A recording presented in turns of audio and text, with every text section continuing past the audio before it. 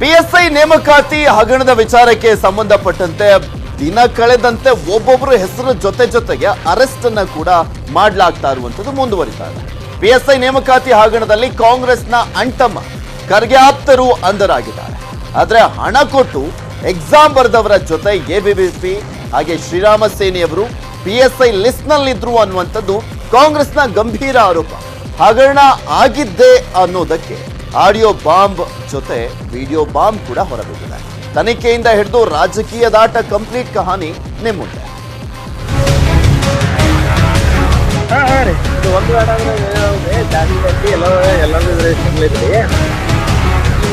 ಎಲ್ಲಿ ಒಂದು ರೇಟು 1 ಕೋಟಿ 1.5 ಕೋಟಿ ಯಾರೇ ತಪ್ಪಿಸಿದ್ರು ಕೂಡ ಕ್ರಮ ತೆಗೆದುಕೊಳ್ಳುವಂತ. PSI ನೇಮಕಾತಿ ಹಗರಣ ಕಾಂಗ್ರೆಸ್ನ ಅಣ್ತಮ್ಮ ಅಂದರ್. PSI ನೇಮಕಾತಿ ಹಗರಣದ ರೂವಾರಿಗಳು ಅಭ್ಯರ್ಥಿಗಳಿಂದ ಹಣ ಪಡೆದು ಎಕ್ಸಾಮ್ ಬರೆಸಿದ ಕಿಂಗ್ ಪಿನ್ಗಳು ಅನ್ನೋ ಆರೋಪ ಹೊತ್ತವರು ಇವರೇ. ಮಹಾಂತೇಶ್ ಪಾಟೀಲ್, RD ಪಾಟೀಲ್ ಸ್ವಂತ ಸಹೋದರರು. ನಿನ್ನೆ ಮಹಾಂತೇಶ್ ಪಾಟೀಲ್ನನ್ನ DYSP ಸಾಹೇಬರು ಕುತ್ತಿಗೆ ಪಟ್ಟಿ ಹಿಡ್ಕೊಂಡು ಎಳ್ಕೊಂಡ್ಬಂದಿದ್ರು. ಆಗ DYSPಗೆ ಆವಾಜ್ ಹಾಕಿದ್ದ RD ಪಾಟೀಲ್ನನ್ನ ಮೊಬೈಲ್ ಟವರ್ ಆಧರಿಸಿ ಮಹಾರಾಷ್ಟ್ರದಲ್ಲಿ ಅರೆಸ್ಟ್ ಮಾಡಿ ಕರ್ಕೊಂಡು ಬಂದ್ರು.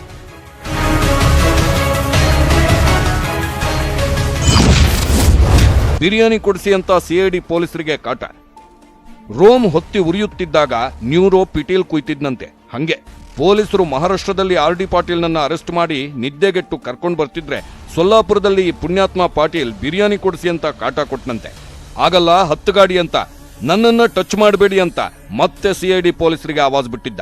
ಇವತ್ತು ಕೋರ್ಟ್ ಮುಂದೆ ನಿಲ್ಲಿಸಿದ್ರು. ನ್ಯಾಯಾಧೀಶರು 7 ದಿನ CID ಕಸ್ಟಡಿಗೆ ಒಪ್ಪಿಸಿದೆ. PSI ಹಗರಣಕ್ಕೆ ಆಡಿಯೋ ಸಾಕ್ಷಿ ಕೊಟ್ಟ ಖರ್ಗೆ. ಅರೆಸ್ಟ್ ಆಗಿರೋ ಮಹಾಂತೇಶ್ ಪಾಟೀಲ್ ಮತ್ತು RD ಪಾಟೀಲ್ ಮಲ್ಲಿಕಾರ್ಜುನ್ ಖರ್ಗೆ, ಪ್ರಿಯಾಂಕ್ ಖರ್ಗೆಯ ಪರಮಾಪ್ತ ಶಿಷ್ಯರು. ಇಬ್ಬರು ಶಿಷ್ಯರನ್ನ ಅರೆಸ್ಟ್ ಮಾಡುತ್ತಿದ್ದಂತೆ ಪ್ರಿಯಾಂಕ್ ಖರ್ಗೆ ಇವತ್ತು BJP ಅವರ ಮೇಲೆ ಆಡಿಯೋ ಬಾಂಬ್ ಹಾಕಿದ್ರು. ನಮಸ್ಕಾರ ಸರ್.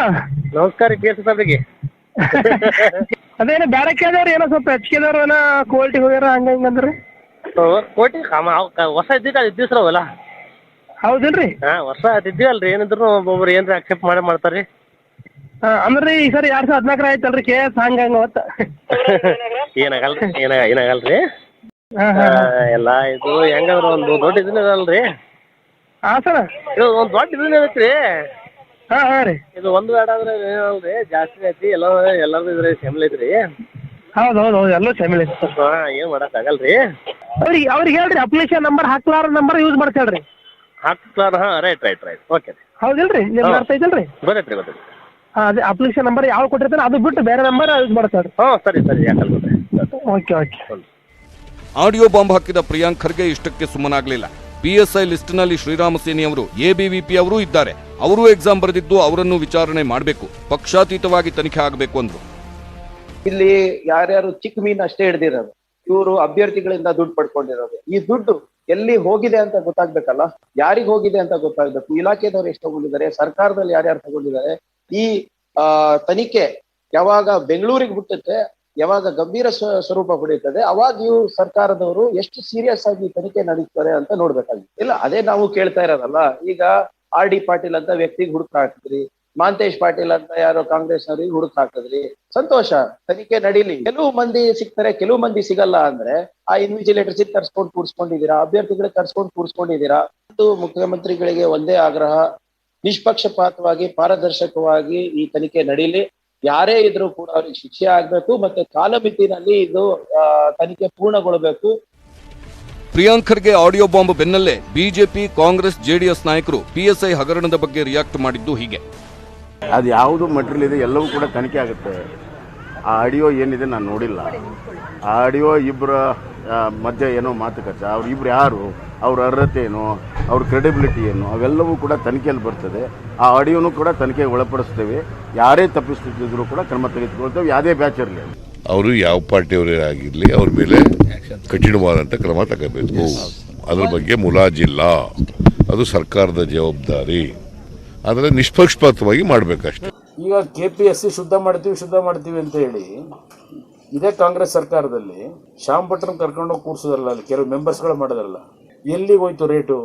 ಒಂದೊಂದು ಅಪಾಯಿಂಟ್ಮೆಂಟ್ಗೆ ಅಸಿಸ್ಟೆಂಟ್ ಕಮಿಷನರ್ಗೆ 1 ಕೋಟಿ 1.5 ಕೋಟಿ ಹೋಯ್ತು. ನಾನು ಅದಕ್ಕೋಸ್ಕರ ಹೇಳ್ತಿರೋದು, ಇದೊಂದು PSI ಒಂದು ಹೊರಗೆ ಬಂದಿದೆ ಅಷ್ಟೇ. ಈಗ ಇದು ನಡೀತಿರ್ತಕ್ಕಂಥದ್ದು. ನಮ್ಗಳ ಹತ್ರಕ್ಕೆ ಬರ್ತಾರೆ, ನಾ ಏನಾದರೂ ಮಾಡಿ ಕೆಲಸ ಕೊಡಿಸಿ, ಎಷ್ಟಾದರೂ ಆಗಲಿ 50 ಲಕ್ಷ ಆಗಲಿ ಹೇಳ್ತಾರೆ.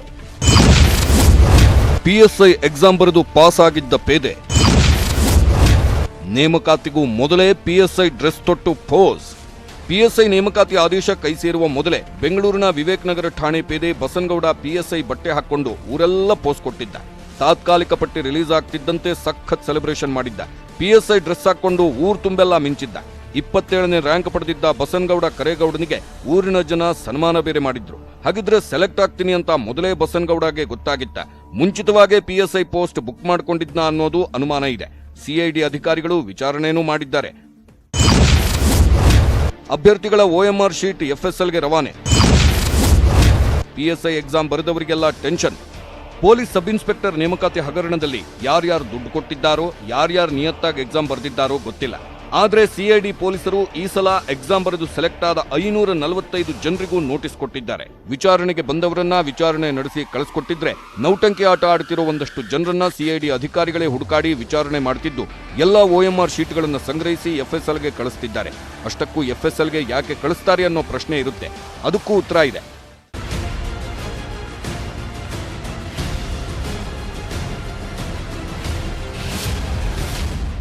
ಮೂಲ OMR sheet, carbon OMR sheet ಸಂಗ್ರಹಿಸಿದ್ದಾರೆ. ಎಲ್ಲ ಅಭ್ಯರ್ಥಿಗಳ 2 OMR ಶೀಟ್ಗಳನ್ನು FSLಗೆ ರವಾನಿಸಿದ್ದಾರೆ. ಎಕ್ಸಾಮ್ ಹೇಗೆ ಬರೆದ್ರು ಅಂತ ವಿಚಾರಣೆ ವೇಳೆ ವಿಡಿಯೋ ರೆಕಾರ್ಡ್ ಆಗಿದೆ. ಈಗ FSL ವರದಿಗೂ ಅಭ್ಯರ್ಥಿಗಳ ಹೇಳಿಕೆ ತಾಳೆ ಆಗಬೇಕು. ಪರೀಕ್ಷೆ ವೇಳೆ ಪೆನ್ ಬದಲಾವಣೆ ಮಾಡಿದ್ರಾ ಇಲ್ವಾ? ಅಭ್ಯರ್ಥಿಗಳು ಡಾಟ್ ಮಾಡುವ ಶೈಲಿ ಹೇಗಿತ್ತು? ಎಕ್ಸಾಮ್ ಪೇಪರ್ನಲ್ಲಿ ಇವರೇ ಉತ್ತರ ಟಿಕ್ ಮಾಡಿದ್ರ? ಅಭ್ಯರ್ಥಿಗಳ ಪೇಪರ್ನಲ್ಲಿ ಬೇರೆಯವರ ಕೈವಾಡ ಇತ್ತ? ಪ್ರತಿಯೊಂದು ಪತ್ತೆ ಹಚ್ಚಲು ವಿಧಿವಿಜ್ಞಾನ ಲ್ಯಾಬ್ಗೆ ರವಾನಿಸಿದ್ದಾರೆ. ಇದುವರೆಗೂ 72 ಅಭ್ಯರ್ಥಿಗಳನ್ನು CID ವಿಚಾರಣೆ ಮಾಡಿದೆ. ಬೆಂಗಳೂರು, ಮಂಗಳೂರು, ಬೆಳಗಾವಿಯಲ್ಲಿ ವಿಚಾರಣೆ ನಡೆಸಿದ್ದು 3 ದಿನದಿಂದ ವಿಚಾರಣೆಗೆ ಬರೆದವರಿಗೆ ಸೋಮವಾರ ವಿಚಾರಣೆಗೆ ಬರುವಂತೆ ನೋಟಿಸ್ ಜಾರಿ ಮಾಡಿದ್ದಾರೆ. Bureau report, news 18 Kannada.